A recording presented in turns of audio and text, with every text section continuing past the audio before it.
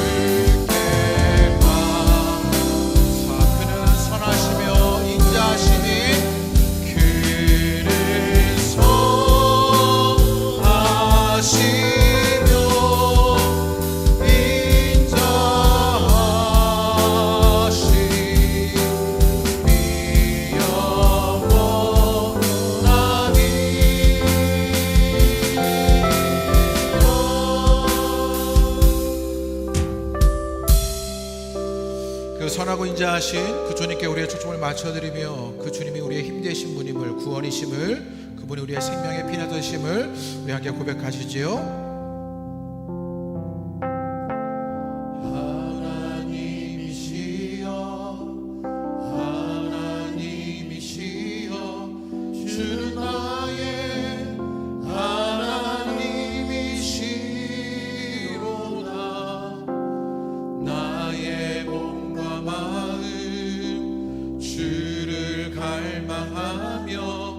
이제 내가 주께 고백하는만 여호와는 나의 힘이요 여호와는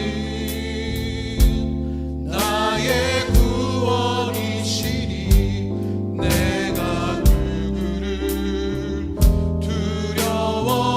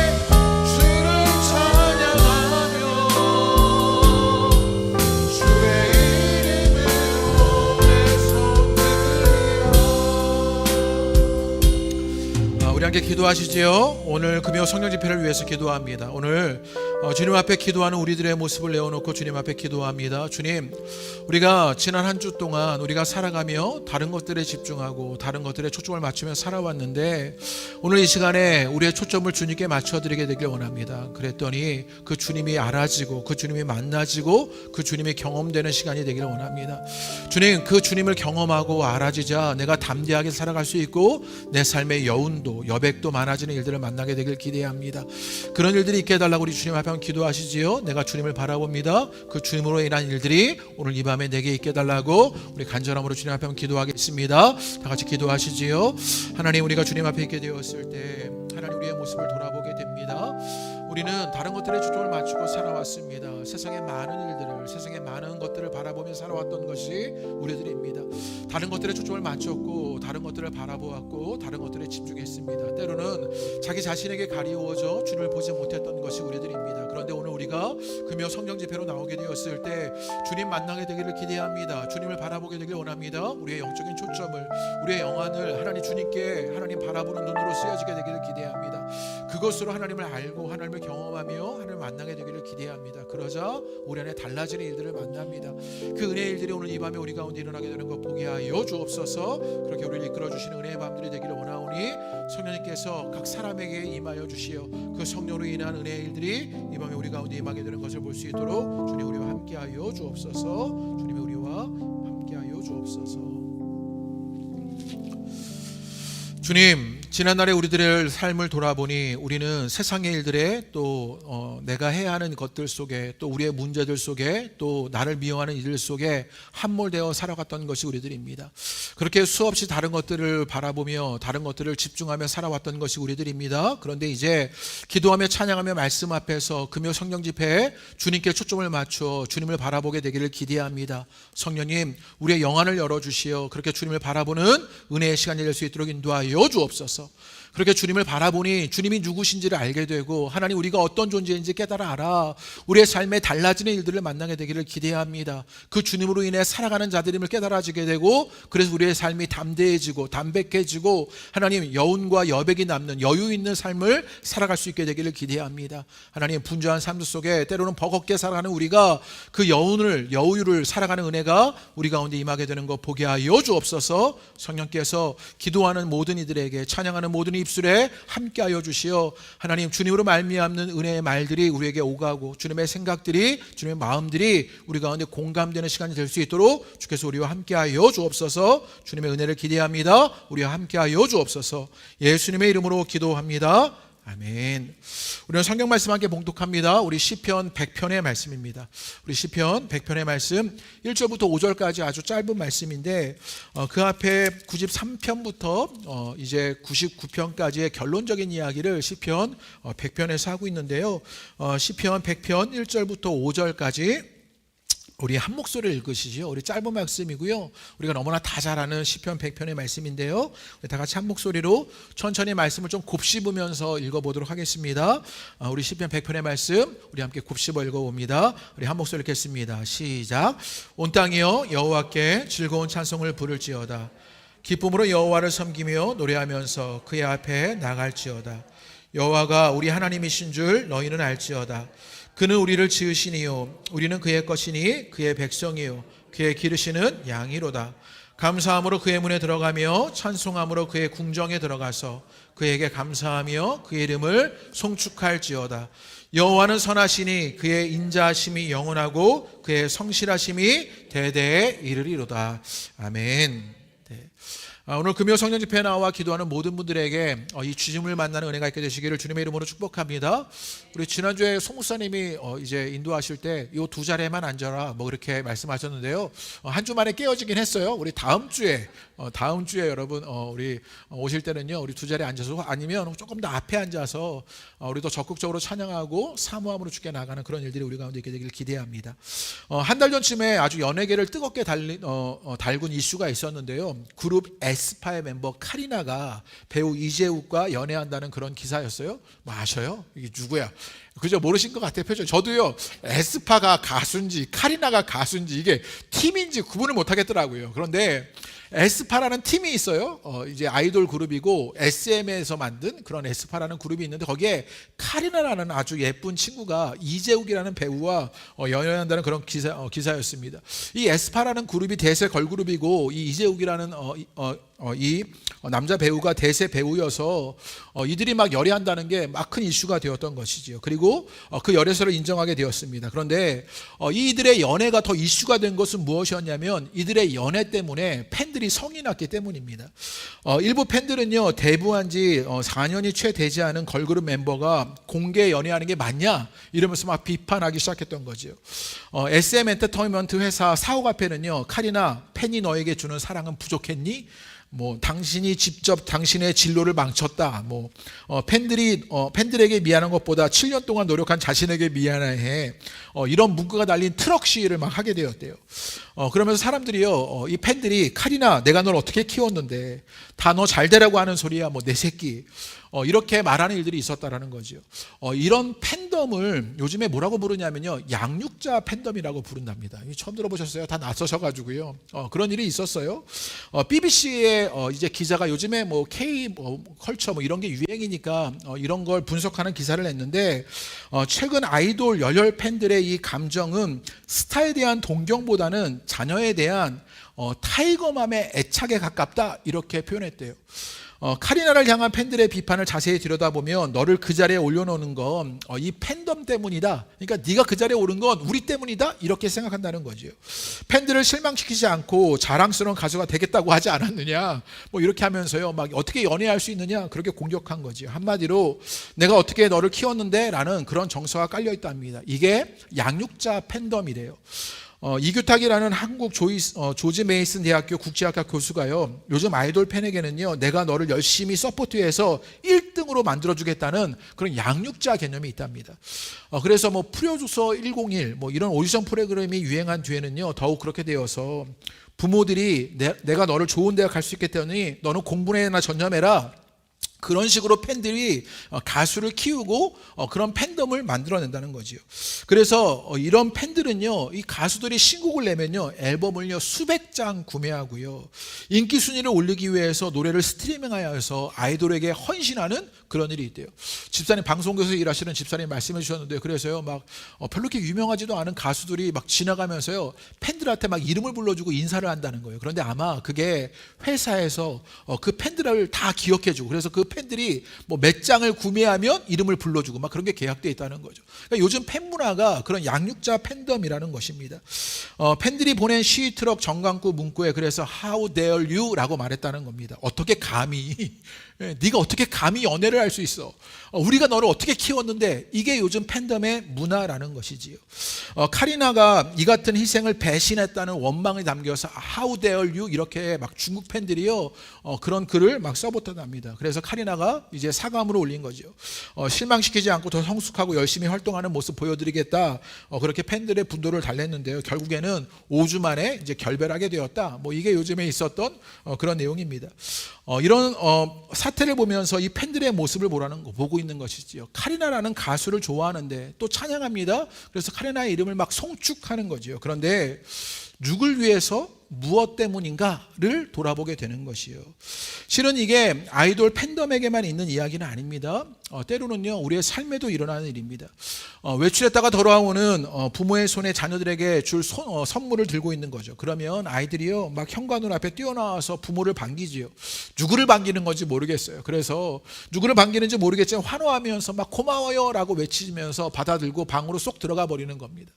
그러면 씁쓸하지요. 자녀가 기뻐하는 모습을 보다가도 한편으로는 씁쓸한 일들을 만나는 것이요.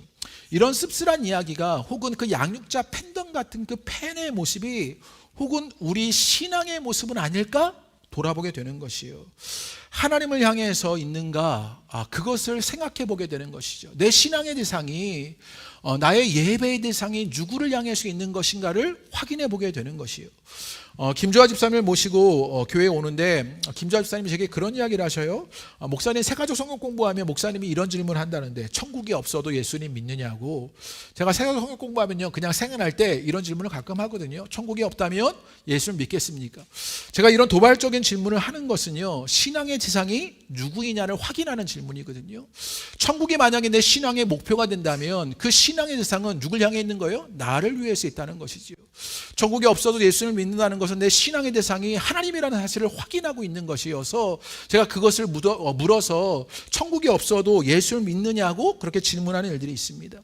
오늘 이런 이야기를 하는 것은 오늘 시편의 말씀이 예배의 대상, 신앙의 대상이 하나님이라는 사실을요 시적으로 고백하는 게 시편 100편의 말씀이기 때문입니다.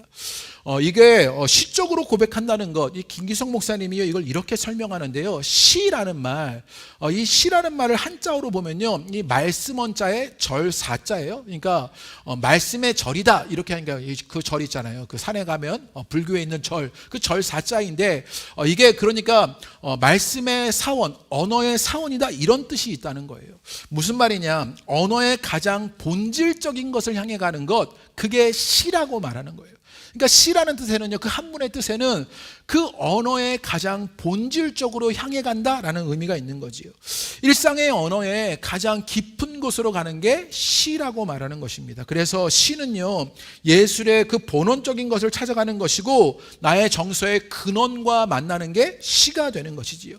그런데 지금 오늘 시편이 시로 하나님을 말하고 있는 거예요. 그러니까 가장 근원적인 것, 가장 본질적인 게 무엇인지 그 시적인 언어로 하나님을 설명하고 있는 것이라고요. 그래서 오늘 시편의 말씀은요, 예배의 대상, 신앙의 대상이신 하나님을 시적으로 고백하면서 가장 근원적인 것을 보여주는 게 오늘 시편 100편의 말씀입니다.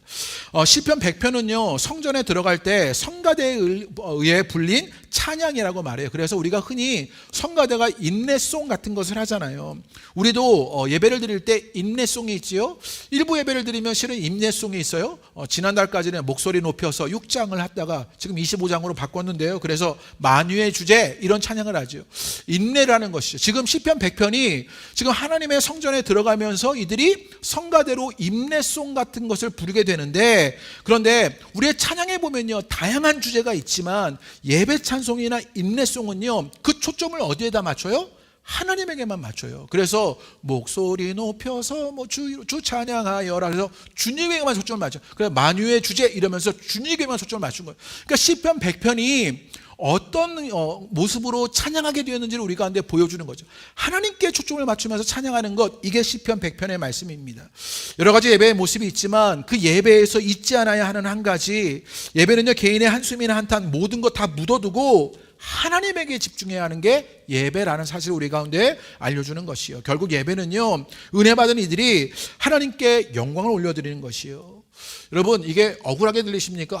예배 때 우리도 좀 있어야지, 우리도 좀 위로받고 우리도 조금 힘을 얻고 이게 예배가 아니냐 이렇게 말할런지 모릅니다. 그런데 이렇게 하나님께만 초점을 맞추는 일이 너무 중요하다는 사실을 오늘 말씀은 우리에게 하나하나 알려주는데요.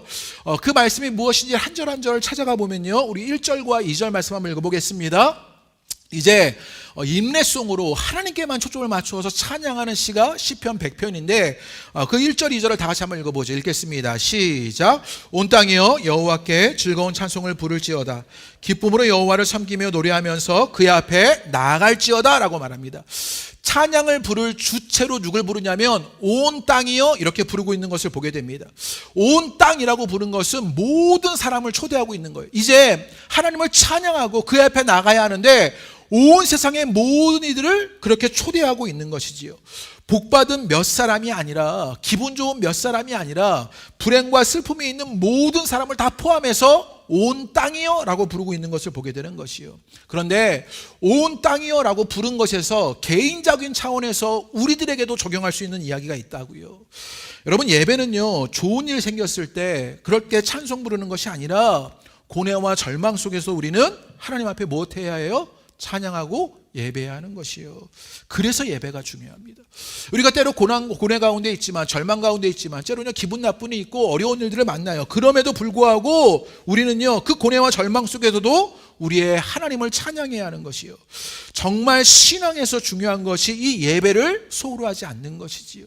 내 기분이 아니라, 내 감정이 아니라, 혹은 내 상황이 아니라, 그래서 그 주님 앞에 온 땅이여 불렀던 그 정신으로 어느 때이든지 주님을 찬양해야 하는 것이요.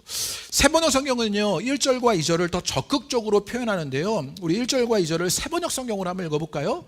우리 다 같이 한번 읽어보겠습니다. 시작. 온 땅아 주님께 환호성을 올려라. 기쁨으로 주님을 섬기고 환호성을 올리면서 그 앞에 나아가라 라고 말합니다. 온 땅아 주님께 환호성을 올려라 이렇게 막 말하죠. 기쁨으로 주님을 섬기고 환호성을 올리면서 그 앞에 나아가라 라고 말하는 것이요. 언제 좀 환호성을 여러분 질러보셨어요? 환호성을 올려라, 주님을 섬겨라, 그 앞으로 나아가라. 그렇게 예배자의 태도가 무엇인지를 시편 오늘 100편 2절 말씀, 1, 2절의 말씀 우리 가운데 알려줍니다. 어떻게 우리는 환호성을 올리고 주님을 기뻐하고 섬기며 나아갈 수 있을까요? 옆에 사람이 보니까 야 내가 그래도 찬양 좀 해야겠다 뭐 그런 것입니까? 우리 교회 분들은요 너무 교양이 넘쳐가지고 그런 표현들이 되게 절제되어 있는데요, 내가 권사인데 그래도 저 찬양은 좀 해야겠다 그런 식으로 여러분 예배하고 찬양하십니까? 내 인생이 조금 잘 되고 풀리니까 즐겁다, 그러니까 노래하고 싶다, 그런 이야기를 지금 시편이 하는 것일까요? 그런 이야기를 하는 것이 아닙니다. 이 시편의 자리를 보면 이 시편이 100편이에요. 그런데 이 시편 100편은 93편에서 99편의 결론 같은 내용이 시편의 100편입니다. 그러니까 93편에서 99편까지의 어떤 큰 주제가 무엇이었냐면 여호와의 주권이라는 주제를 갖고 있었어요. 주님이 왕이시고 주님이 다스리시고 통치하신다, 그런 이야기를 93편에서 99편까지 했던 것이고요. 그래서 그 결론적인 내용으로 이제 100편의 말씀을 하고 있는 거예요.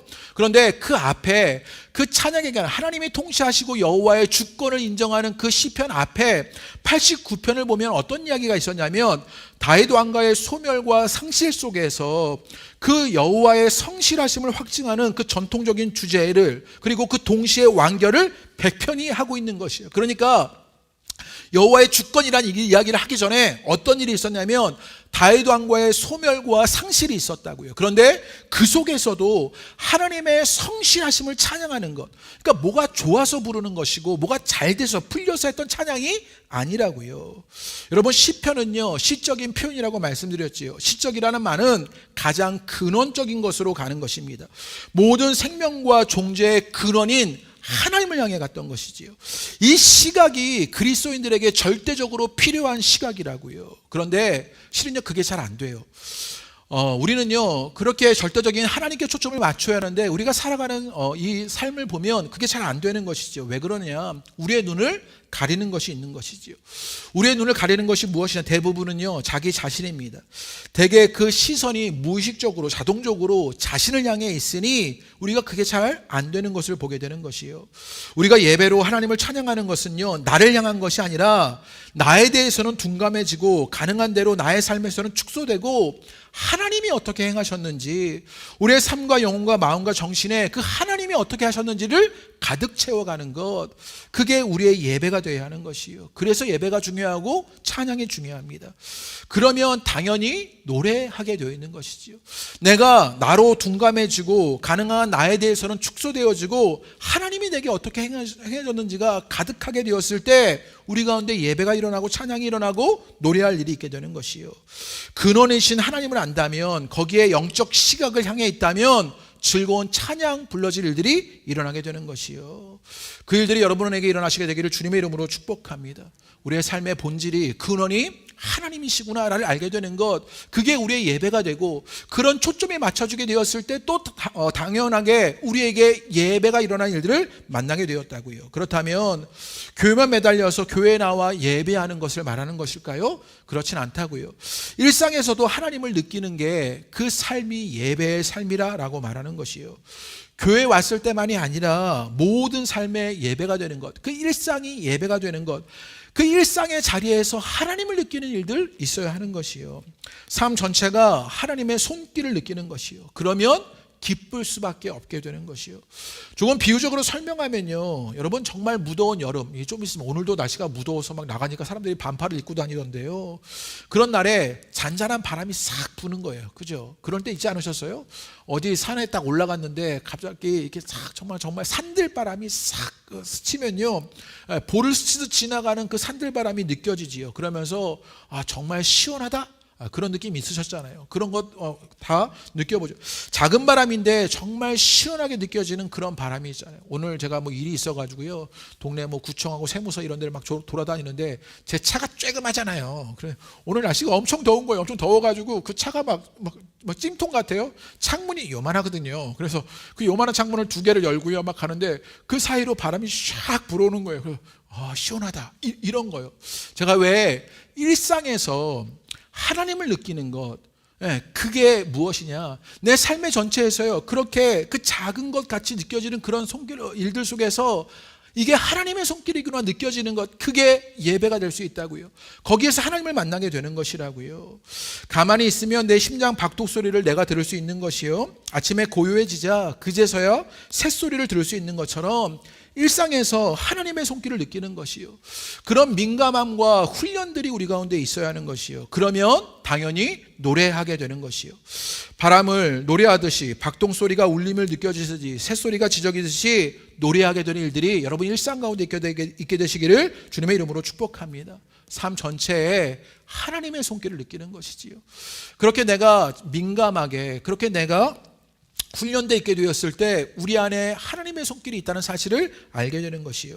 시인은요, 그렇게 하나님께 초점을 맞추고 하나님의 손길을 느끼자 노래하게 된다라고 우리 가운데 알려주는 것이요. 그 노래가 여러분 가운데 있게 되시기를 주님의 이름으로 축복합니다. 그 하나님에 대한 그 인식의 근거를 또 시인이 알려주게 되는데요, 우리 3절의 말씀입니다. 그러면 그 하나님이 어떤 분이냐, 우리가 그 하나님을 어떻게 인식하고 있길래 찬양할 수 있게 되느냐, 그 근거를 3절의 말씀에 고백하는데, 우리 3절 다 같이 한번 읽어보죠. 시작. 여호와가 우리 하나님이신 줄 너희는 알지어다. 그는 우리를 지으시니요, 우리는 그의 것이니 그의 백성이요, 그의 기르시는 양이로다 라고 말합니다. 여호와가 우리 하나님이신 줄 너희는 알지어다 라고 말합니다. 여러분, 신앙생활 가운데 정말 중요한 게 있다면 기억하는 것입니다. 우리가 시편의 말씀을 지금 100편까지 왔어요. 이제 50편만 더 하면 시편이 끝나는데요, 언제 끝날는지 모르겠어요. 그런데 시편 이제 100편까지 오는 이야기들 중에 정말 많이 반복되는 이야기가 있었는데, 그것이 무엇이었냐면요, 기억하는 것이었습니다. 그렇게 시편은 우리 가운데 기억과 회상을 말하지요. 기억을 통해서 무엇이 우리 가운데 드러나느냐, 진리가 드러나게 된다고요. 그래서 시인이 말하는 진리는 무엇이었어요? 그는 우리를 지으시니요, 우리는 그의 것이니 그의 백성이요, 그의 기르시는 양이로다 라고 말합니다. 너무 상투적인 이야기인가? 이게 너무 흔한 말인가 싶어요. 주님이 창조주이고 우리는 피조물이고 주님이 우리를 기르신다, 주님이 우리를 지으신 분이고 우리를 기르시는 분이다라는 이 고백이 너무 상투적으로 들릴지 모르겠습니다. 하나님이 창조주이시고 우리가 그분의 피조물이라는 말입니다. 그런데 여러분, 이건 정말 중요한 이야기예요. 이건 우리의 창조의 영성, 피조의 영성이 다 이 말 속에 담겨져 있는 것이지요. 제가 성경 공부할 때마다 창세기 1장 1절의 말씀을 되게 강조하거든요. 창세기 1장 1절을 왜 거기다 놨겠냐고요. 성경의 제일 앞에 그렇게 창세기 1장 1절을 둔 이유가 있을 거 아니에요.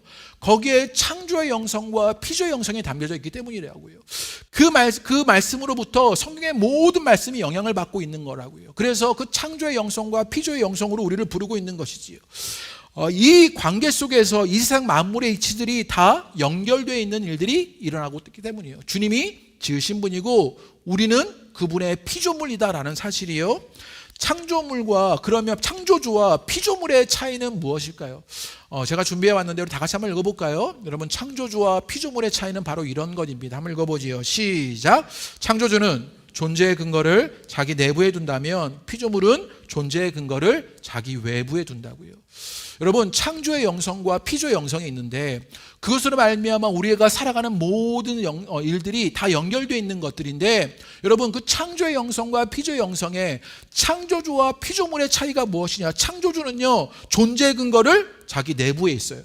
그래서 하나님이 스스로를 뭐라고 그랬어요? 내가 스스로 있는 자다. I am who I am. 스스로 존재하는 하나님으로 자신을 이야기하시죠. 그리고 피조물은 존재의 근거를 자기 외부에 두는 존재라고요.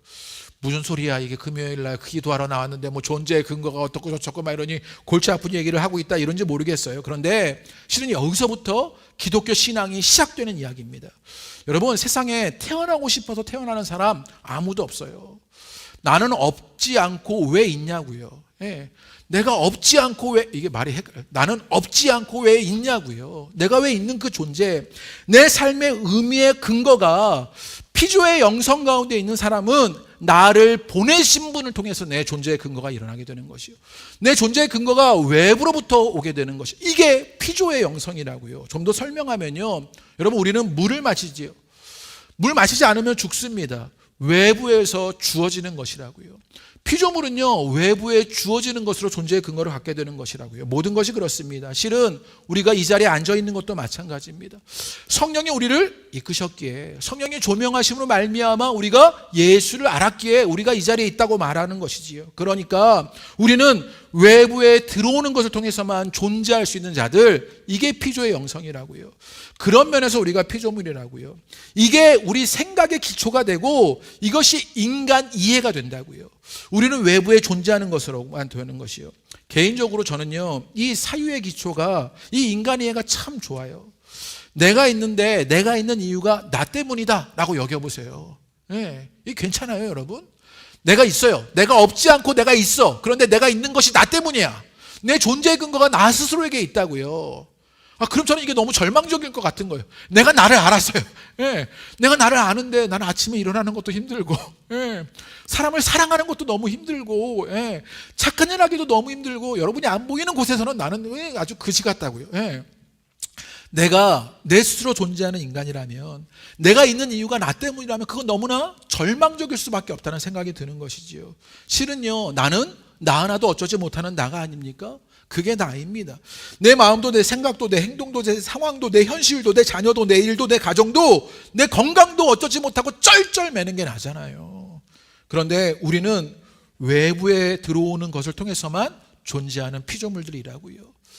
이게 사유의 기초가 되고 이게 인간의 기초가 된다고요. 그러자 바울은요, 이런 고백 속에서 이런 이야기를 한 거예요. 우리 빌립보서 4장 12절과 13절 말씀 다 같이 한번 읽어보죠. 이런 사유의 기초 속에서, 이런 인간의 기초 속에서 내가 존재하는 것은 외부로부터 있는 것이다 라고 말하고 있는 것이에요. 그러자 바울은 이렇게 이야기했다고. 다 같이 한번 읽어보지요. 시작. 나는 비천에 처할 줄도 알고 풍부에 처할 줄도 알아. 모든 일 곧 배부름과 배고픔과 풍부와 궁핍에 처할 줄을 아는 일체의 비결을 배웠노라. 내게 능력 주시는 자 안에서 내가 모든 것을 할 수 있느니라 라고 말합니다. 바울이 뭐라고 말해요? 내게 능력 주시는 자 안에서. 내 존재의 근거가 외부에서 오는 피조의 영성을 가졌던 것이죠. 그래서 내가 나로라면 아무것도 할 수 없는 것을, 내 존재의 근거가 외부로부터 오는 피조물이니 그 주님으로 말미암아 내가 모든 것을 할 수 있겠다라고 여기는 일이 바울에게 일어났던 것이에요. 여러분에도 이 고백이 있게 되기를 주님의 이름으로 축복합니다. 내 삶의 의미와 근거가 나를 보내신 분, 창조주 하나님에게 있다고요. 이게 얼마나 은혜로운 이야기냐고요. 저는 오늘 말씀이 엄청, 요즘에 시편이 되게 은혜로워가지고요, 시편 말씀 붙잡고 살아가고 있는데, 내 삶의 의미와 근거가 나를 보내신 분 하나님에게 있는 것이요. 이를 가장 깊이 인식한 분이 누구셨냐? 예수님이셨습니다. 예수님이 스스로를 뭐라고 말해요? 예, 보냄받은 자다, 이렇게 스스로를 인식하시지요. 나는 보냄받은 자다라고 말하고 있는 것이요. 그래서 보냄받은 자는 소명에 충실한 삶을 살게 되는 거예요. 나를 보내신 분에게 충실하게 살아가는 게 보냄받은 자의 삶이었다는 것을 보게 되는 것이요. 자신의 욕구에 충실한 것이 아니라 보내신 이에게 충실한 것, 그게 예수님의 삶이었던 것을 보게 되는 것이요. 여러분에게도 이 이해가 있게 되시기를 주님의 이름으로 축복합니다. 내 존재의 근거가 나에게 있지 않고 주님으로부터 말미암는 것이다. 내 삶의 의미와 근거가 나에게 있지 않고 주님에게 있다라고 여기자, 그러자 우리의 삶에 달라지는 일들을 만나는 것, 그게 우리 신앙의 기초다라고 말하는 것입니다. 뿐만 아니라 하나님은 지으신 뿐만 아니라 기르시는 분이다. 오늘 3절에 그렇게 말하지요. 주님 우리를 기르셔서 돌보시는 분이고 섭리하시는 분입니다. 이것을 알라라고 말하는 것이요. 이것을 알아가는 여러분 되시기를 주님의 이름으로 축복합니다. 창세기 찬송가 384장에 보면요, 나의 갈 길 다가도록 이 찬송가가 있잖아요. 나의 갈 길 다가도록 예수 인도하시니 내 주 안에 있는 긍휼 어찌 의심하리요. 믿음으로 사는 자는 하늘 위로 받겠네. 무슨 일을 만나든지 만사 형통하리라. 무슨 일을 만나든지 만사 형통하리라. 이럴 때 에코가 싹 들어가고 그랬어야 되는데 아무튼 간에요, 이 찬양이요, 나의 갈 길 다가도록. 2절에 보면 이런 가사가 있어요. 어려운 일 당한 때도 족한 은혜 주시니 나는 심히 고단하고 영혼 매우 가라나 나의 앞에 반석에서 샘물 나게 하시네. 그의 사랑 어찌 큰지 말로 알 수 없도다. 성령 감화받은 영혼 하늘 날아갈 때에 영영 부를 나의 찬송 예수 인도하셨네. 이렇게 1절과 2절과 3절에 고백하지요. 이 찬양을 가만히 보면 나의 갈 길 다가도록 예수 인도하셨다라고 말하면서 얼핏 보면 세상에서 실패를 모르고 성공 신화를 이어간 사람이 지은 가사 같지만, 이 찬송시를 쓴 크로스비라는 사람이 있는데 이 사람은 태어난 지 6주 만에 시각을 잃었던 시각장애인이었답니다. 그런 암흑과 같은 절망의 현실 앞에서 좌절하는 대신 80여 편의 찬송시를 짓게 된 것, 여러분 그런 일이 가능했던 건 무엇 때문입니까? 그 어려운 일 당한 때도 족한 은혜를 주시는, 내가 피조의 영성이 있어서 내가 존재의 근거가 나에게 있는 것이 아니라 하나님으로부터 말미암는 것이다. 나는 보냄받은 자로서 자그의 욕구에 충실한 삶이 아니라 보내신 이에게 충실한 삶을 살아가면 되는 것이다 라는 생각을 하니 나의 갈 길 다가도록 예수 인도하신다라고 고백할 수 있게 되었던 것이요, 육안으로 보는 세상보다 덜 밝은 하나님의 나라를 영적인 눈으로 보았기 때문입니다. 여러분에게 이 은혜의 일들이 있게 되시기를 주님의 이름으로 축복합니다. 더 밝은 하나님의 나라, 내 존재의 근거는 외부 하나님에게 있고 하나님께서 우리를 기르신다고요. 그 믿음이 깊어지자 그 하나님의 마음에 더 깊이 공감하게 되는 것, 그게 우리가 신앙으로 철들어가는 일이라고요. 그런 은혜의 일들이 여러분 가운데 일어나시게 되기를 주님의 이름으로 축복합니다. 이런 인식의 근거가 있자 시인은 고백하게 됩니다. 우리 4절 말씀 다 같이 한번 읽어볼까요? 이런 인식의 근거 속에서 하나님이 우리를 기르시는 분이고 지으신 분이고 나는 그 피조의 영성으로 살아가는 내 삶의 근거는 하나님에게 있다는 사실을 알게 되자 이제 시인이 고백합니다. 4절 다 같이 한번 읽어보지요. 읽겠습니다. 시작. 감사함으로 그의 문에 들어가며 찬송함으로 그의 궁정에 들어가서 그에게 감사하며 그의 이름을 송축할지어다 라고 말합니다. 감사함으로 그의 문에 들어가며 찬송함으로 그의 궁정에 들어가서 라고 말하지요. 찬양으로 우리가 너무나 익숙하게 들려지는 그런 말씀인데요, 하나님의 문에 들어가고 또 궁정이라고 말합니다.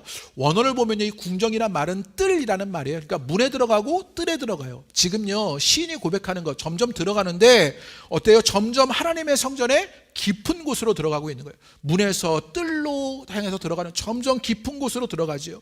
그렇게 깊이 들어가게 되자 그의 이름을 송축하게 된다라고 말하게 되는 것이요.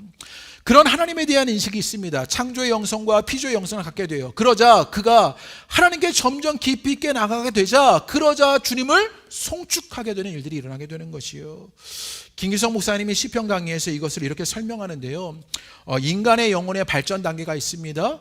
첫 번째는요 죄예요. 죄를 깨닫게 되는 것이죠. 여러분 죄는요 잘못을 저지른 사람에게 그물을 덮어 씌우는 것. 그래서 한문을 보면요 그 위에 이렇게 돼 있잖아요. 그게 이제 그물의 뜻이 있는 것. 그래서 그 그물이 사람을 덮어 씌우는 것, 그게 죄다 뭐 이렇게 얘기하죠. 그런 죄를 인식하는 것에서부터 인간 영혼의 발전 단계가 일어납니다. 그런 죄가 우리를 부자유하게 한다는 거예요. 그런데 그때 무엇이 일어나게 되느냐?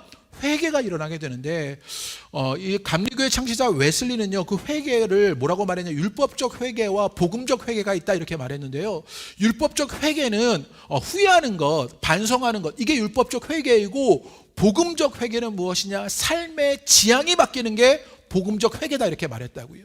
그런 죄에서 삶의 지향이 바뀌는 회개, 그래서 내가 이렇게 살아가고 있었는데 하나님 향해 바뀌어지는 그런 인간 영혼 발달 단계의 죄에서 이제는 회개로 가는 일이 있어요. 그리고 어떤 일이 일어났냐, 의인화되었다는 것이요. 무엇이냐, 거듭난 것이지요. 은혜로 말미암아 우리가 받은 선물로 이제 우리가 의롭다 칭함받는 일이 우리 가운데 일어났다는 것입니다. 은혜로 의롭게 되었다고요. 그제 그리고 이제 우리에게 무엇이 일어나냐? 우리가 잘 아는 성화가 일어난다고요. 삶으로 나타나는 성화가 있습니다. 개인적인 차원의, 사회적 차원의 성화가 있어서 우리가 훈련되는 방식으로 새로워지는 우리의 모습들이 일어나게 되는 것이요. 그리고 마지막에 기독교인의 완전, 영화라고도 말하는데, 하나님을 끝없이 찬양하는 자리에 서는 것, 그 영화의 단계에 이르게 된다고요. 왜 이야기를 하는 것이냐면요, 우리가 하나님께로 점점 깊이 들어가게 돼요. 깊이 들어가게 돼요. 오늘 시편을 보세요. 하나님을 인식해요. 하나님을 인식하자. 이제 그 인식의 근거 속에서 시인이 고백하는 것, 어떻게 말했어요? 문으로 들어가고 궁정으로 들어가요. 하나님께 점점 깊이 들어갈수록 그에게 일어난 일이 뭐예요? 그의 이름을 송축하게 된다고요. 죄에서부터 영화로 가는 그 기독교인의 완전히 이르게 되었을 때 하나님을 끝없이 찬양하는 그 자리에 서는 일들이 일어나게 되는 것이요. 우리가 하나님께로 점점 깊이 들어가면 하나님의 이름을 송축하게 되는 것이요. 우리가 찬양하고 예배하는 일은요, 기독교인의 그 완전에 다다르는 일이라고요. 그리고 그것을 맛보는 일이라고요. 예배가 얼마나 중요하냐고요. 그래서 우리가 예배 드리는 것, 우리는요 그것을 맛보는 일을 통해서 그 기독교인들이 완전해지는 일들을 맛보는 일이 예배 가운데 하나님께 점점 깊이 들어갈수록 일어나는 일들, 그 주님을 송축하는 일들로 나타나게 되는 것이요. 예배로 여러분에게 이 은혜가 누려지게 되기를 주님의 이름으로 축복합니다. 그리고 시인은요 마지막에 핵심적으로 중요한 것을 이야기합니다. 이렇게 찬송하고 기뻐하고 그분을 섬기는 모든 일은 그 절대자를 향한 막연한 추종이 아니라 근거가 있는 것이다. 3절에 이미 이야기했지만 다시 한번 5절의 말씀에서 이야기합니다. 그분의 성품이 어떤지를 이야기해 주는데, 우리 5절 다 같이 한번 읽어볼까요? 우리 5절 읽겠습니다. 시작. 여호와는 선하시니 그의 인자하심이 영원하고 그의 성실하심이 대대에 이르리로다.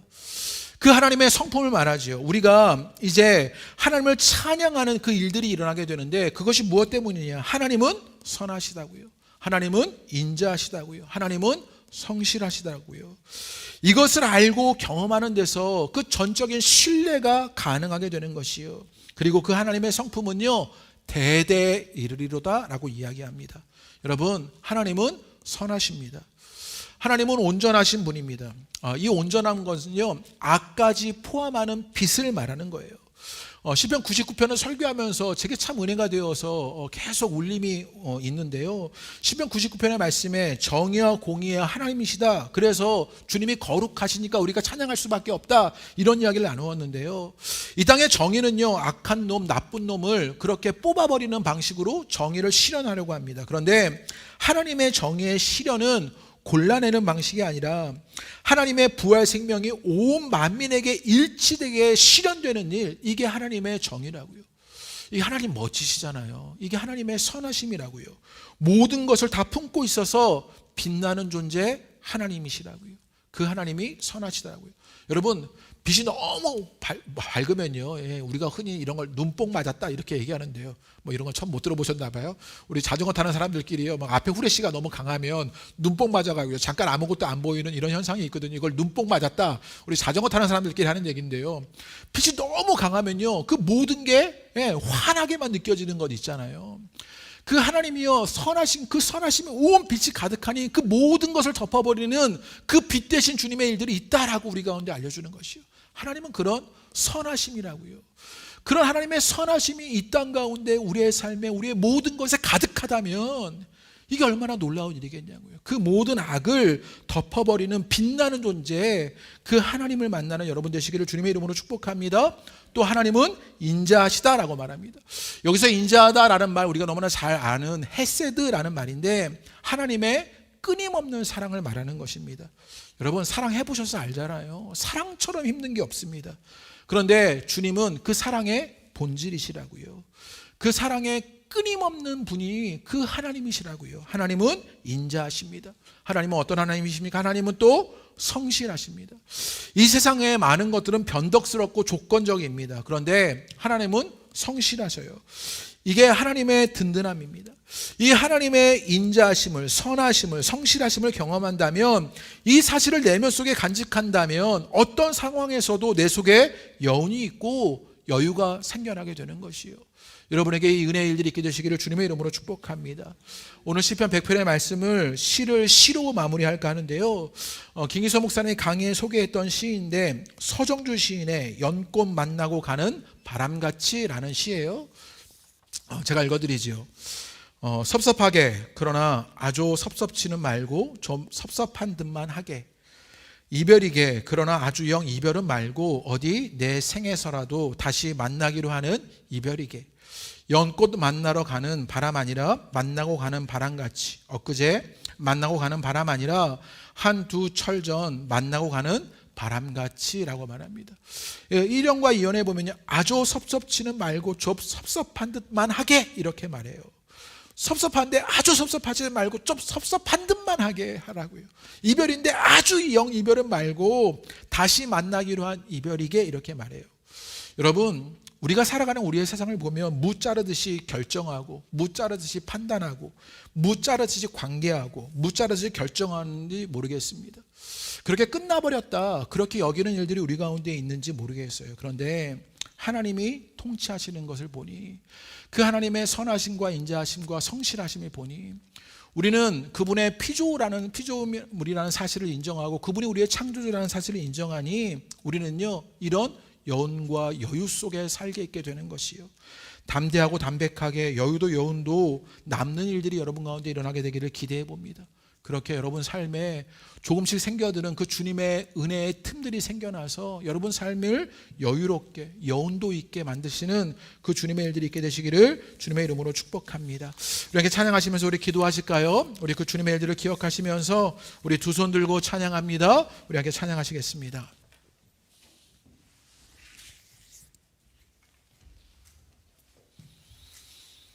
우리 그 주님의 창조주이심을, 또 우리가 그분의 피조물이심을, 그 창조의 영성과 피조의 영성을 기억하며 우리는 그님을 찬양할 수밖에 없습니다라고 고백하며 하나님께 초점을 맞추어 드려 우리 함께 찬양하시면 좋겠습니다. 두 손 들고 찬양합니다. 다시 오실 왕 여호와께. 두 손 들고 찬양합니다. 다시 오실 왕 오직 주만이 나를 다스리네. 오직 주, 내 존재의 근거는 그 주님으로부터 온 것입니다. 나를 다스리네. 우리 다시 한번 고백하지요. 두 손 들고 찬양합니다. 다시 오실 왕 여호와께. 두 손 들고 찬양합니다. 다시 오실 왕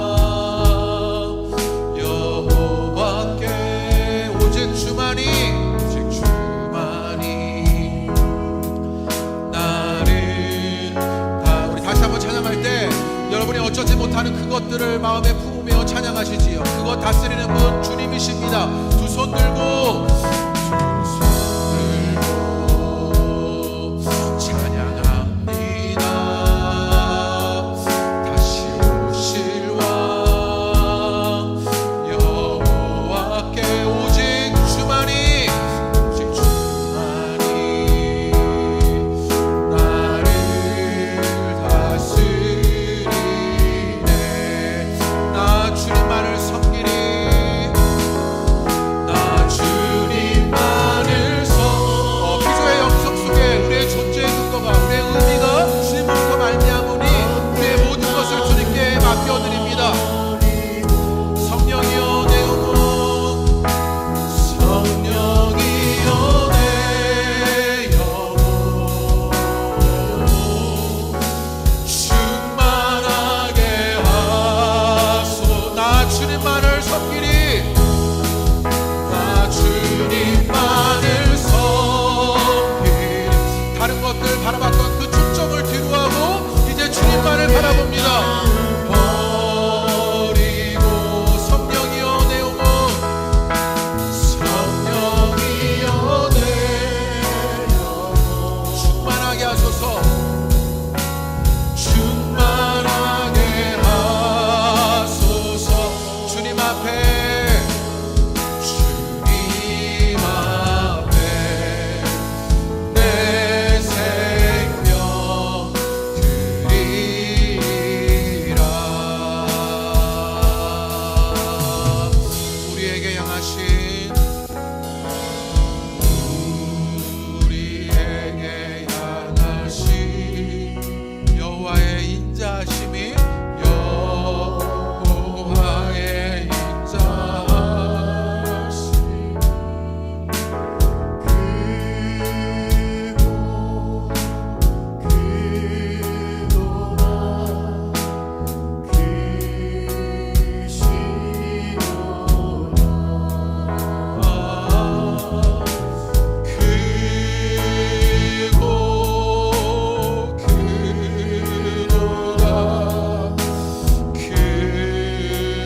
주님의 인자하심이 오늘도 우리를 향해 있습니다. 우리에게 향하신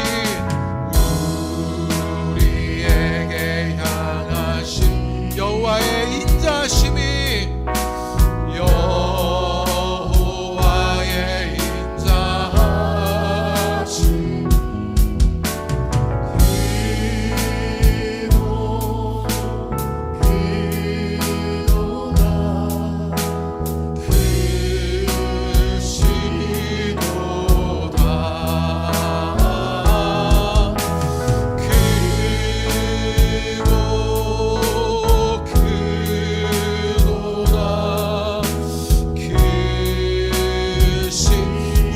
하신 여호와의 진실하심이 우리에게 향하신 여호와의 진실함 영원하시도다. 영원 믿음으로 찬양합니다.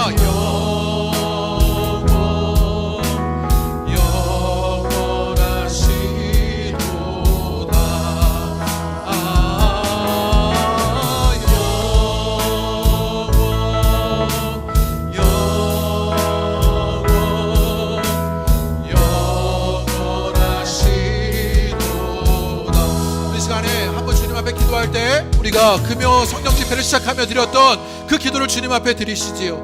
하나님, 우리가 하나님께만 초점을 먼저 맞추게 되길 원합니다. 내가 너무나 나의 삶에, 나의 문제, 또 내 자신에게 가려져서 하나님 보지 못했는데 이제 하나님, 내가 하나님께 초점을 맞춰드리며 살게 되길 원합니다. 그 하나님의 선하심에, 그 하나님의 신실하심에, 그 하나님의 인자하심에 초점을 맞추며 살아가는 일들이 내게 있게 되길 원합니다. 하나님이 가리워졌다면 이제 영의 눈이 열려서 하나님께 초점을 맞추고 하나님께 집중하는 일들이 우리 가운데 있게 해달라고 우리 그렇게 간절하게 주님 앞에 기도할까요? 우리가 바라봤던 그 모든 것들을 내려놓고 주님 바라보길 원합니다. 주님을 갈망합니다. 사모합니다 라고 주님 앞에 우리 간절함으로 기도하겠습니다. 우리 기도합니다. 하나님, 우리가 주님 바라보게 되기를 원합니다. 하나님, 우리가 주님 찾게 되길 원합니다. 주님을 갈망하는 자 되길 원합니다. 주님을 사모하게 되길 원합니다. 하나님, 하나님을 바라보게 되길 원합니다. 하나님, 우리의 초점이 주님을 맞춰두게 되기를 원합니다. 하나님, 우리가 그렇게 하나님의 초점을 맞춰두고 하나님의 예배하고 기도하고 찬양하고 하나님 바라보는 일들을 되기를 원합니다. 하나님, 우리는 염려하며 사랑합니다. 걱정하며 사랑합니다. 내게 하나님, 내 자신에게 눈이 가리워져 하나님 보지 못하는 일들이 일어납니다. 그럴 때 이제 하나님께서 우리의 영혼을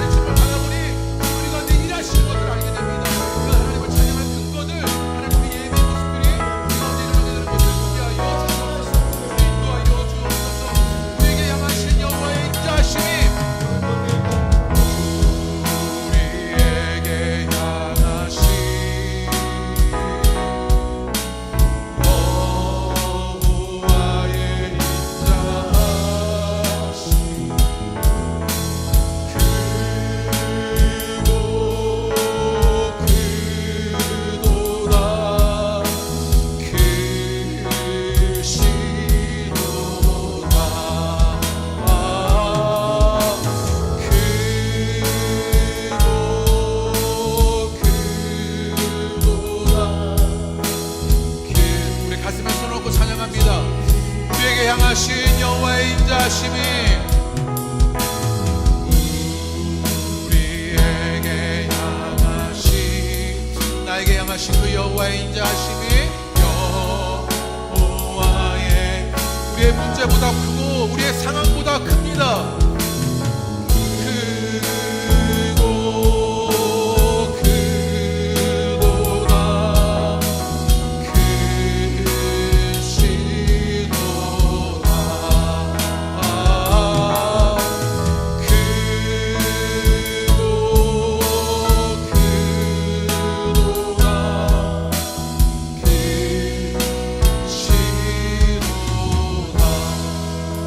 우리 기도할 때 여러분에게 그 창조의 영성이, 피조의 영성이 여러분의 생각의 기초가 되고 여러분의 이해의 근거가 되기를 원합니다. 우리가 존재하는 것은 외로부터 일어나는 것입니다. 우리를 창조하신 그 주님으로부터, 우리를 기르시는 그 주님으로부터 말미암은 것입니다. 그 주님의 인자하심은 우리의 문제보다, 우리의 상황보다, 우리의 현실보다 큽니다. 그러니 그 주님께 우리의 존재의 근거를 맡겨드리며 그 주님 하실 일들을 보게 되는 것이요. 우리 시간 우리 그것 믿음으로 의지하며 기도하시지요. 여러분 가운데 풀려지지 않은 일들이 있습니까? 어쩌지 못하는 한계들을 만납니까? 내 마음도 어쩌지 못하고, 내 상황도 어쩌지 못하고, 내 생각도, 내 미래도, 내 관계들도 어쩌지 못하는 그것들이 있습니까? 그럴 때 우리 그것들을 주님께 맡겨드리지요. 내 존재의 근거는 주님으로부터 말미암은 것입니다. 그게 피조의 영성입니다. 우리 그 피조의 영성으로 주님 앞에 기도합니다. 우리 기도할 때 주여 한번 간절하게 부르고 우리 주님 앞에 기도하겠습니다. 주여!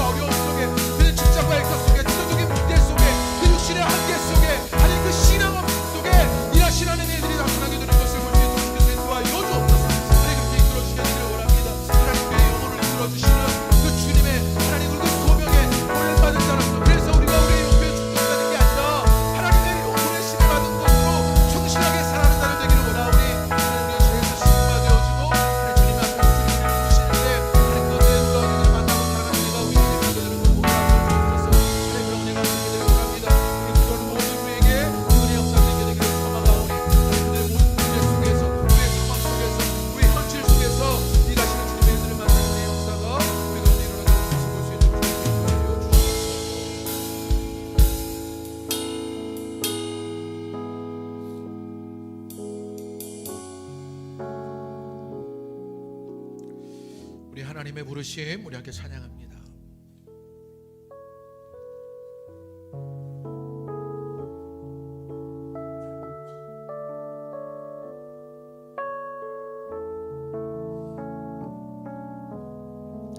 하나님의 부르심에는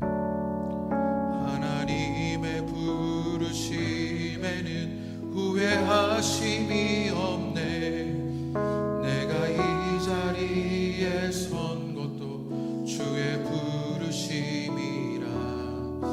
하나님의 부르심에는 결코 실수가 없네. 나를 부르신 하나님의 신실하심을 믿네. 작은 나를 부르신 뜻을, 작은 나를 부르신 뜻을 나는 알 수 없지만 오직 감사와 순종으로 주의 길을 가리라. 때로 내가 연약해져도 주님 나를 도우시니 주의 놀라운 그 계획을 나는 믿으며 살리. 날 부르신 뜻, 날 부르신 뜻 내 생각보다 크고 날 향한 계획 나의 지혜로 측량 못하나.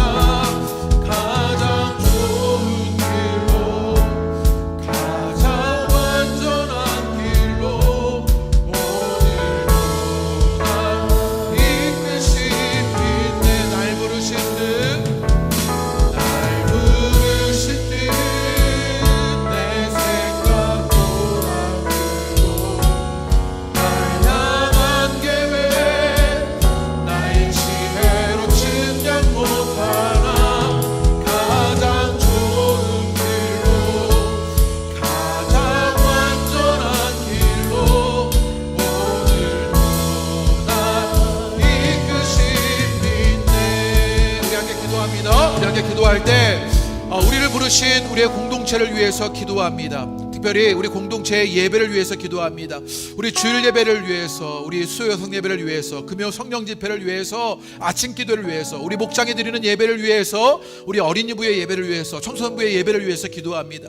그 예배마다 하나님을 만나고 경험하는 은혜의 일들이 있게 되길 원합니다. 그리고 어떤 상황에서든지 예배하는 예배자로 서는 일들이 우리 공동체 가운데 일어나게 되길 원합니다. 주님, 이 공동체 가운데 그 예배가 살아있는 예배요, 하나님을 만나는 예배요, 하나님을 송축하는 예배가 되게 해달라고 기도하시지요. 다 같이 우리 호소나 공동체의 모든 예배를 위해서, 예배를 드리는 우리들의 모습을 위해서, 주님, 어떤 때이든지 우리가 예배대로 살아, 예배로 살아가는 일들이 우리 가운데 있게 해달라고, 예배로 주님을 만나는 은혜의 역사가, 예배로 주님을 송축하는 일들이 있게 해달라고 우리 예배를 주님께 맡겨드리며 우리 기도하겠습니다. 함께 기도합니다. 하나님, 우리의 예배 가운데 주님이 일하시는 놀라운 일들을 만나게 하여 주옵소서. 하나님, 우리의 예배가 하나님 그저 형식으로 머물러지고 하나님 종교적인 하나님 그런 형식이 머무르는 전례에 머무르는 예배가 아니라 살아있는 예배가 되기를 원합니다. 하나님을 송축하고 하나님을 만나는 예배가 되기를 기대합니다. 하나님의 이름이 눈앞아지고 하나님께 감사하며 기쁨으로 주님께 나아가는 그런 예배가 되기를 원합니다. 하나님, 그런 예배가 우리 가운데 드려지게 되는 것들을 보게 하여 주옵소서. 우리의 삶의 근원이신 그 하나님을 만나는 은혜가 있어야 합니다. 시가 하나님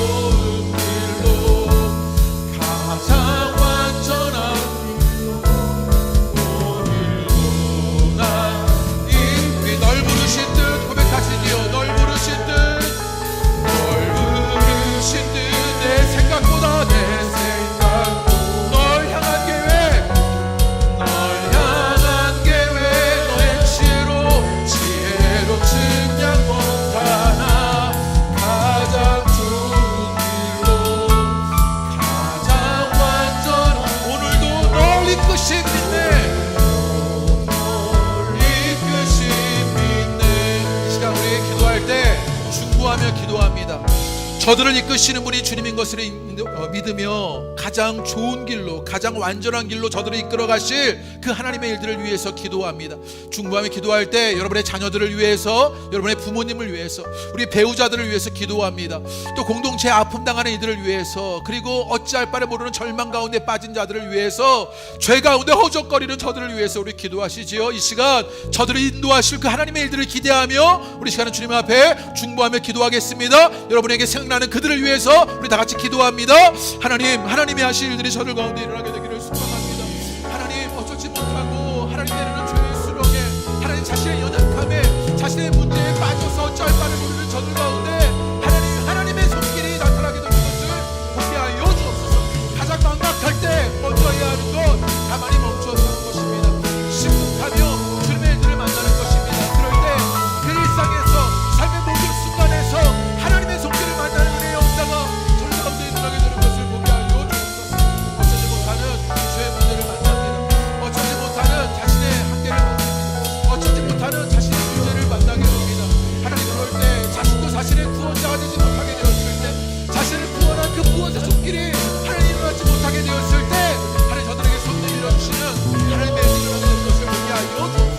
그것이 문제였다면 그 문제에서 하나님 정의롭게 되어주는 일, 하나님 그 죄의 일들을 하나님 이겨내고, 하나님 그 회개하고 돌이서 하나님을 지향하는 일들을 만나게 되기를 기대합니다. 하나님의 역사가 일어나게 되는 것을 보게 하여 주옵소서. 멀리 떠나 있는 딸의 모습을 봅니다. 멀리 떠나간 아들의 일들도 보게 됩니다. 하나님 저희가 함께 하시는 일들을 보게 하여 주옵소서. 신앙이 머물러져 있고 어쩌지 못하는 한계 속에서 끊임없이 하나님 자신의 한계 속에 머물러져 있는 저들을 바라보게 됩니다. 저들을 지켜주시는 하나님의 은혜가 임하게 되는 것을 보게 하여 주옵소서. 때로는 질병 속에서, 때로는 문제 속에서, 하나님 때로는 육신의 아픔 속에서 어찌할 바를 모르러 힘겨워하는 많은 일도 있습니다. 저들을 도우시는 구원의 손길이 주님 되는 것을 보게 하여 주옵소서. 하나님이 인도하시는 일들로 말미암아 저들 이끌어주시는 하나님의 은혜가 있게 되기를 소망하오니 그 은혜의 손길이 저희 가운데 느껴질 수 있도록 주님 일하여 주옵소서. 우리가 하지 못하는 그것 하나님이 하실 줄로 믿습니다. 주가 이르신 우리 절반에 나타나게 되는 것들을 볼 수 있도록 인도하여 주옵소서. 신앙을 잃어버리고 내가는 자리에 있는 것은 아닙니까? 각국한 마음으로 있는 것은 아닙니까? 절 가운데 성령의 울려주시는 울림이 있게 되기를 원합니다. 절 가운데 하나님 주님이 하나님 말씀하시는 음성이 들려지게 되기를 원합니다. 하나님 주님이 손 내밀어 주시는 그 손길이 만나지게 되기를 원합니다. 그 하나님의 은혜가 절 가운데 있게 되기를 소망하오니 하나님 모든 모든 일 가운데 하나님의 역사가 일어나게 되는 것을 볼 수 있도록 다시 인도하여 주옵소서. 하나님의 것이 하나님의 일을 만나게 되기를 기대합니다. 주의 역사여 주옵소서. 날 부르신 듯 내 생각보다 크고 날 향한 계획 나의 지혜로 측량 못하나 가장 좋은 길로 가장 완전한 길로 오늘도 날 이끄신 믿네.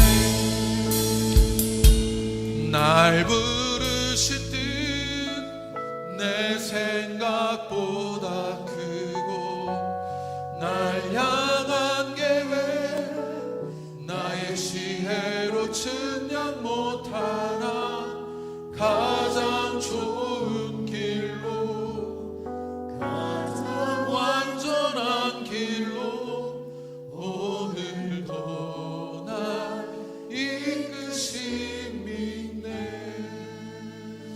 주님, 오늘 우리는 주님의 이끄심을 믿으며 기도했습니다. 주님의 이끄심을 믿으며 주님 앞에 있었습니다. 다른 것들을 바라보던 하나님, 우리의 초점을 이제는 바꿔서 주님을 바라보며 기도하고 주님을 향하게 되었습니다. 하나님, 주 주님을 초점을 향하여 예배드릴 일들이 살아나게 되기를 기도하며 주님 앞에 섰습니다. 그럴 때 이제는 창조주 되신 그 주님으로 말미암아 그 피조의 영성으로 살아가는 은혜의 일들이 우리 가운데 일어나게 되는 것 보게 하여 주옵소서. 하나님, 내 존재의 근거는, 내 삶의 의미는 내게 있지 않습니다. 그게 주님 참 소망입니다. 나는 내게 절망적일 뿐인데 하나님, 우리는 하나님 계셔 주님을 소망하니 우리의 삶도 희망할 수 있게 되는 일들이 일어납니다.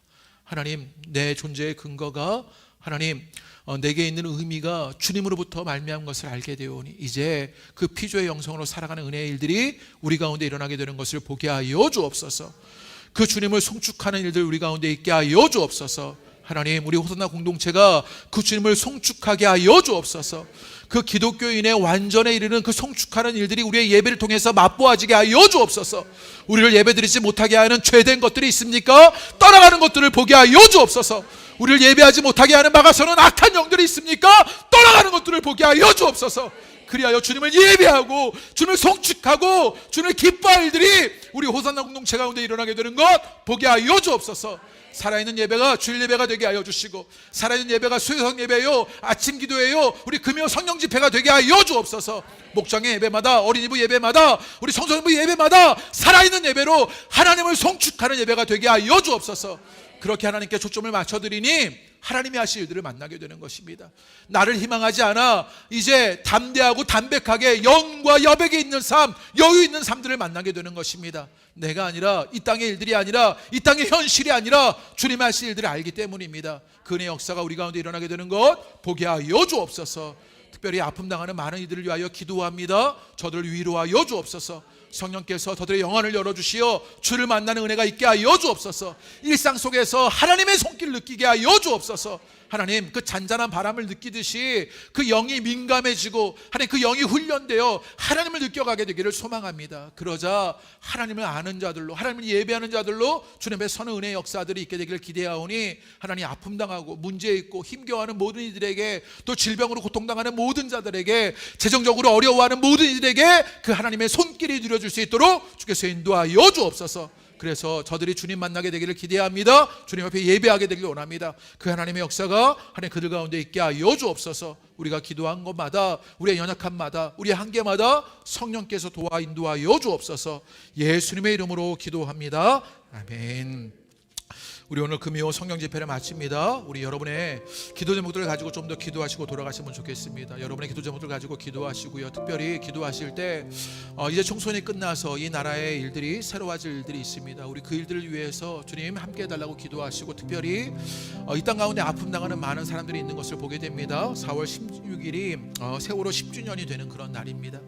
이 땅에 아픔 당하는 많은 일들이 있었지요. 세월호도 있었고, 이태원 참사도 있었고, 또 천안함 사태 같은 우리의 젊은이들 죽어가는 많은 일들이 있었습니다. 그런 모든 일 속에 하나님의 평화가 임하기를 함께 기도하시는 일들이 있게 되기를 기대합니다. 우리 그렇게 이 땅에 아픔 당하는 이들을 위해서 또 기도하고요, 또 교회 공동체를 위해서 기도를 부탁드립니다. 우리 공동체의 지체들을 위해서 기도를 부탁드립니다. 또 우리 선교사님과 그 사역지를 위해서도 기도를 부탁드립니다. 우리 그렇게 우리 자유롭게 기도하다가 돌아가시도록 합니다. 함께 기도하겠습니다. 하나님,